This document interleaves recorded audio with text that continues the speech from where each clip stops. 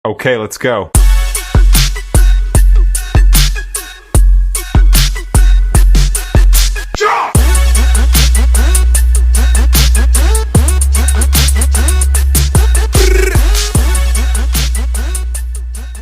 Hey guys, ito na ang pinaka-hinihintay naming part 2 ng aming BYD review. Yung unit na kinuha namin, kung matatandaan nyo, ay yung BYD Sea Lion 6. O, ganun ka rin, 6. Baliktad. Natataon ngayon yung people asking about mga hybrid, lalo na itong Sea Lion, which is a plug-in hybrid. A FEV. A FEV, plug-in hybrid EV. Yes. A FEV. Trivia, nagkataon, nung launch ng BYD via AC Mobility a few years ago, na taon na yung agency ni Trixie ay isa sa mga natap para i-promote siya. So, ano ang mga details na alam mo about the Sea Lion 6? Oo. Actually, nung tinest drive namin, nag-test drive kami doon, iba't ibang cars. So, one of the cars, the Sea Lion 5. May 5. Oo, yung not bagong the launch six. Pero ng yung 5. 6 kasi lalabas pa lang doon. But, Hindi, nauna lumabas yung 6 sa 5 eh. ano na ba siya lumabas? Oo. Oh, yun. So, may mga na-test drive kami. Pero, ang una kong impression na sobrang tahimik niya. Oo. Sobrang tahimik niya. Kasi nung tinetest drive namin, sabi ko, kailangan tumabi ng mga tao, ba't hindi sila tumatabi? Kasi hindi pala nila nadidinig yung car. Pero I think aside from that, a lot of people have been asking tong video na to kasi maraming gustong bumili ng hybrid cars or electric cars ngayon, given the fuel crisis. Yes. So, gumawa kami ng facts. FAQs. Facts. Frequently asked questions na video para sa inyo. Kasi paulit-ulit na yung mga tanong na aming mga friends and family about itong aming BYD. So, let us begin with the facts. Guys, question number 1, tanong ng mga tao. Since it is a plug-in hybrid, pure electric ba siya? Hindi, kasi plug-in hybrid. Ibig sabihin, pwede mo siyang lagyan ng gas or pwede mo siyang i-plug in. And ang next question, tinatanong sa amin na kung plug-in siya, saan niya sinasaksak? Eto. I have to go there. Tajan! So, we invested in a parang housing unit ng aming charger. This is with IP Designs, no? Ito, yan. Sa loob nito, ng housing ni IP Designs ay yung talagang charging unit niya. Wow! Tajan! Okay. So, may itatap lang kami na card dito. And then, ipa-plug namin to sa car. And then, yun na. So, actually, itong charging station na to is suitable for people na merong bahay. Pero sa condo kasi, alam ko hindi ka pwede magpa-install na ganito. But may mga ibang condo complex na meron na silang sariling charging stations. But since nasa bahay na kami, may sarili na kaming charging station. So actually, may kapitbahay nang nakicharge sa amin. Marami nagtanong magkano yung installation fee nito. Hindi siya libre. But unfortunately, libre yung charger. Pero yung installation fee, it ranges, depende sa dealer, between 20 to 30K. So, sweet talk nyo na lang yung dealer nyo for a good deal. So, yung ginawa naming combo, nung binili namin yung housing unit nito sa IP Designs, kasama na yung installation fee niya. We got it at a promo price, pero hindi na nalalayo doon yung presyo niya. Actually, ang gusto ko dito is may lock siya. So, pwede nyo siyang i-lock para hindi basta-basta nabubuksan to. Safe din siya kasi dito maraming elements, maraming insects, animals, and syempre pag bumagyo, di siya mababasa. Baka mag-charge yung animals eh. Okay, so FAQ number 2. Yung Ito second, dami na nating sinagot. Ha? Dami na nating sinagot kanina. Basta, number 2. Ano raw ang tinatakbo na total distance ng aming car? So, ang total distance, kasi nga, plug-in hybrid siya. So, meron disaksak, meron pa rin siyang gas. Ang overall niya, kunwari, may mode siya eh. Pwede mong ibahin yung plug-in hybrid or yung pure EV, no? Yung total distance na kaya niya takbuhin is 1,100 kilometers. Layo Combined nun. yun, di ba? Combined. Yung gas and electric yun. Now, without charging or gassing up, kaya niya. Isang straight. Alam niyo gaano kalayo yung 1,100 kilometers ang kaabot? Saan? Hindi ko alam. Susukatin natin yan in the next episode. Pero alam ko, dito papuntang Tagaytay, mga 80. From Antipolo to Tagaytay. Hindi, kasi from Antipolo to BGC is already sure 20 kilometers. Oh, 20. So, nakakailang balik-balik yun. Oo. If pure EV lang, may option na pure EV. Kunwari, ayaw mo talaga gamitin yung gas. Pure EV lang, aabot ka ng 100 kilometers. Oh, malayo na rin yun. Kasi kami nga, going to work. Let's say, meeting kami, BGC from Antipolo, pabalik. 50 pa lang yun eh.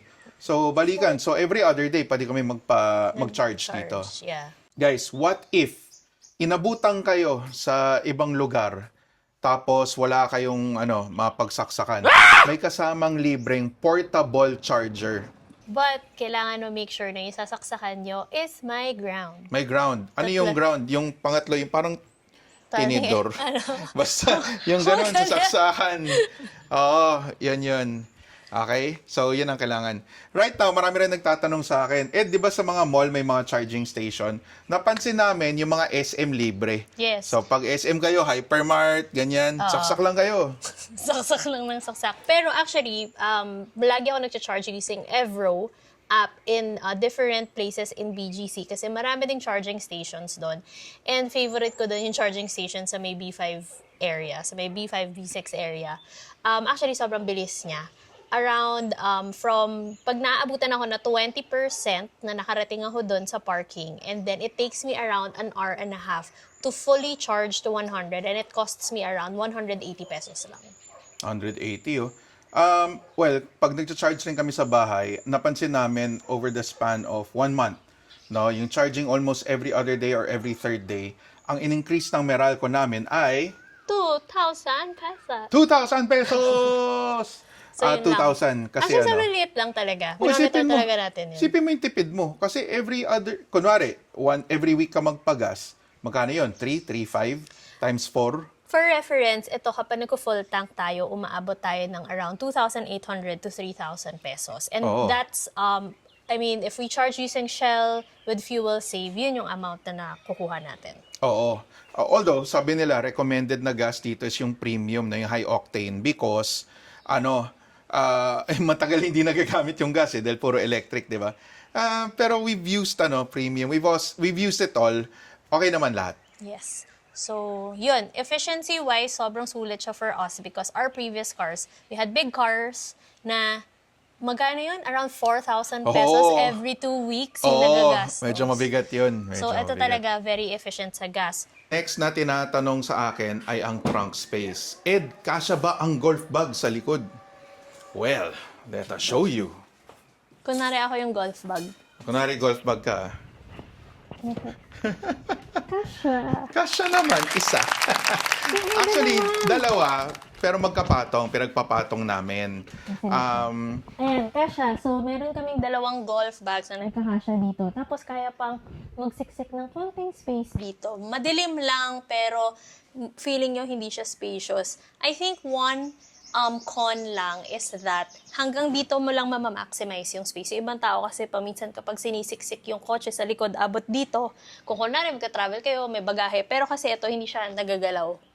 So, dyan lang siya. Next question. Ed, bakit nung tumitingin kami sa dealership, walang spare tire yung inyong BYD, yung si Lion? Wala talaga. A little bit risky. Ang ginagawa, aftermarket is bumibili ng donut na tire. Yung full tire kasi, una, walang lalagyan. Walang space. Walang space dito. Kasi dito, puro magamit tapos sabi nila, it lessens the fuel efficiency. Dahil mabigat yun additional weight yun kung may isa pang gulong. I have seen aftermarket na mga options, kinakabit dito sa likod. Parang sa mga 4x4, meron na rin sa ilalim, parang inuhook. Although, I think the best option pa rin is, lalo na kung di ka naman golfer, di mo kailangan lagyan ng malaking bag yung likod, is yung donut na spare tire, yung donut type. Although, merong kasamang, yung mga high-tech na yun na sealant ng gulong, yung isasaksak mo lang, saka pang-inflate na compressor, para at least matakbo mo sa, sa vulcanizing or sa gas station para mapahanginan mo yung yung gulong mo, yung na-flat or mapa-vulcanize mo na. Okay guys, start na natin yung car, ha? Ang tahimik. 'Di ba? Wala kang narinig. Na-start na yan. Ikaw, may narinig ka? Wala rin daw. So, 'di ba? It's so quiet. Well, of course, because it's not really your traditional na ICE, no? Na internal combustion na engine, no? So, that's why it's very, very quiet. And I feel na it's also very spacious inside. Yung pag sa rear seats ka nakaupo, ang laki ng legroom rin niya. Ayan. Brani, maluwag ba dyan? So as you can see, even sa front area, maluwag siya. You have this really big entertainment system na very helpful kapag nag-Waze ka kasi ang laki ng map. And at the same time, kailangan mo lang siya lagi linisin kasi kita lagi yung mga fingerprints dyan, no? Yeah. We showed this in part 1 of our video before, no? Yung first impressions namin ng BYD. It's also good because we've owned this Sea Lion for 6 months now. So, For your safety, please fasten the seat belt. Ayan, na-detect niya yung weight ng aso namin na sa gitna. So, sabi, please fasten the seatbelt. Bigat mo. So, it's good that we have a 6 months after na review rin. Hindi naman pwede na, alam mo yun, yung merong may tinatawag na new toy syndrome. Oh, may bago ako laruan. So, syempre, manghang-mangha ka pa sa lahat. Kailangan may pros and cons. Ano ang cons ng car na to? So far, very minimal. I heard medyo nakakatakot to ilusob sa baha dahil sa mga electrical components niya. Although, pwede rin siyang up to a certain point sa gulong mo. I think it's up to a third or half ng gulong mo, no? Pwede 'yun. Pero aside from that, cons, I don't know, maybe it's too quiet. Kahit yung mga pusa ayaw umalis sa daan, munti ka mo na masagasaan yung mga pusa dahil ayaw nila tumabi. Ikaw, ano pang mga cons? I think, for me, ang only con, kaartehan ko na lang yun, ang tigas ng busina. So, paminsan, kapag kailangan ko ng bumusina, like for example, may biglang tumakbo sa gitna, hindi ako nadinig. Kasi, problema talaga siya, na hindi siya maingay, medyo tahimik siya. And yung mga roads na dinadaanan namin, madaming tao. So, kailangan mo bumusina minsan. Ang tigas. So, sanay kami sa mga cars namin dati na onting ganun lang. Tumutunog na siya agad. Sa kailangan medyo malakas yung pindot mo dito kasi nahulog. Kailangan matigas yung pindot mo kasi yung tunog niya hindi ko maintindihan. Parang gano'n lang. Gito. Yan. Gano'n lang siya. Hindi siya malakas, hindi siya nakaka-startle. Although, meron daw update sa casa. You can bring this to your casa. Tapos Papalit. papaayos, pa-update daw tong busina. Okay. Para mas magaan na. I-update na natin. Kailangan pa PMS. Actually, lagpas daw sa 5,000 na PMS nito. Kailangan pa PMS to, no? Kaya ako lumagpas is because right now sobrang busy ng lahat ng casa. As in wild. Dahil nga ang daming kumukuha ng mga BYD na mga hybrid because of the fuel crisis. So, we're kinda lucky and we're very thankful na nauna kami. We did not predict the fuel crisis, pero at least, 'di ba, kumbaga medyo na-secure namin yung aming financial security, 'di ba? Kahit papaano. Yeah. So, a lot of people actually, nung kinukwento niya sa akin na about the brand, kasi nga, syempre, a lot of people are kind of apprehensive or they have apprehensions. Is apprehension the right word? Yeah, because it's a China car. It's a China car and, it's not like it's an American brand, it's a German brand. Or Japanese. Japanese yung favorite ng mga Pinoy eh. Yeah, for us, it's really more of, we see, for now, our cars are all really, they are utility vehicles for us. Kasi nga, importante sa amin to get from point A to point B because we live quite far from all the work that we do and we go to. So, kailangan namin talaga ng very efficient na mga sasakyan para at least tipid din. Kasi yun nga, at least we travel minimum like 15 kilometers if we go out. Palabas pa lang ng to the main road from our house already is 5 kilometers. So, kailangan talaga fuel efficient and madaling dalhin. Ang pinakagusto ko talaga dito, super con is that magaan siya i-drive. Kasi before... Con or pro? Con. Pro. Pro pala. Pro. Mali. Pro. Isang pro. sa akin is sobrang gaan niya dalhin. Kung mag-iisip ka na bumili ng Sea Lion 6 and you have been driving like a normal sedan or like a big SUV, sobrang maninibago ka kasi it's like driving a golf cart. So, medyo magaan siya. So, onting galaw mo lang. It's quite sensitive. But for me kasi, importante yun. Kasi parang, hindi ka pagod na pagod mag-drive. Sensitive siya, konting ano lang, umiyak na siya. Yeah, che. Guys, it also has, I don't know if you guys got this from my first video, from yung part 1, may regenerative charging siya. So, kapag ka downhill kami, nagda-drive downhill, pag pumapreno, nagre-recharge pa yung battery. Kaya tumatagal. Kasi magugulat ka, bakit ang layo? 1,100 kilometers yung combined na gas and electric na capability, no? Nitong car na to. It's because of the regenerative charging. Okay. Final, siguro, natakal na namin most of the questions that our friends have been asking. Sulit ba? Okay ba dalhin o manehuin?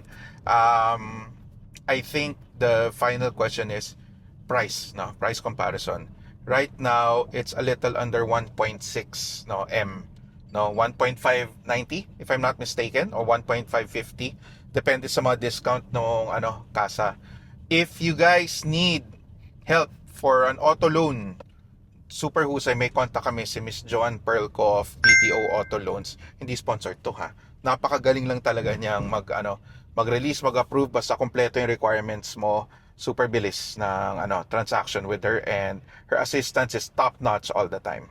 So, a lot of people might think that for the price point, medyo mahal siya.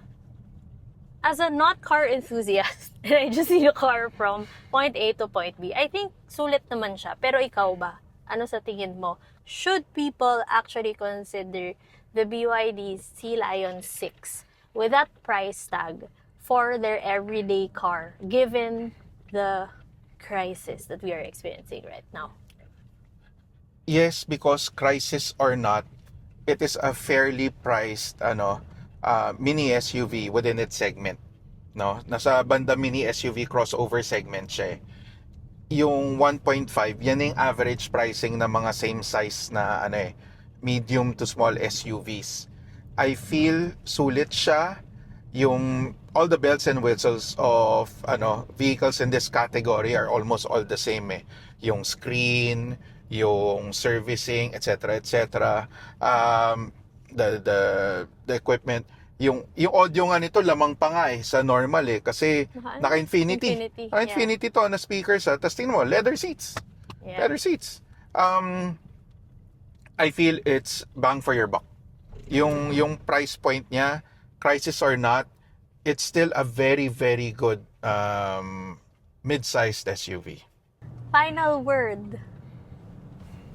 So, I think, okay, so for context, itong car na to is actually our second car now that we're living in our own house. And we really got this kasi nga, nahirapan kami na isa lang given the nature of our work. So, ako, honestly, as a person na nagda-drive lang. So, I let Ed do all the decision making for like the specs and what we need to get. But, nag-test drive naman kami nito. So, parang sobrang okay din siya.